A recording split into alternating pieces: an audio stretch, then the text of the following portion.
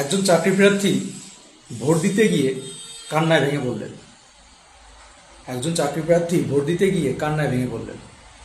তিনি ভোটের বাটন টিপলেন এবং অঝরে কান্না করলেন, ঈশ্বরের কাছে প্রার্থনা করলেন। এই প্রশ্নটা যখন আমি করলাম, অলরেডি ট্রেন্ডিং, তো আমাকে অনেকেই কমেন্ট করছে দেখলাম যে দাদা তুমি কি করে জানলে। আমার কাছে কত কল আসছে আপনার ভাবতে পারবেন না।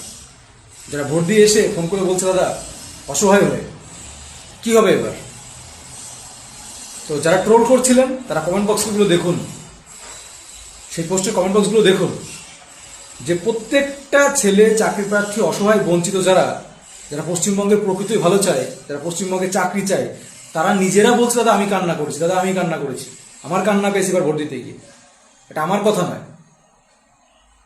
তোমরাই বলেছো আমাকে, আমি সেটা পোস্ট করেছি। আর তোমরা যারা দুর্নীতি চাও, চাকরি চাও না, কর্মসংস্থান চাও না, শিল্প চাও না, মেয়েদের নিরাপত্তা নিয়ে সিনেমিনি খেলতে চাও, তোমরা হাসছো, ট্রোল করছো। ইতিহাস তোমাদের ক্ষমা করবে না, এটুকু বললাম, ইতিহাস তোমাদের ক্ষমা করবে না, মাথায় রেখো।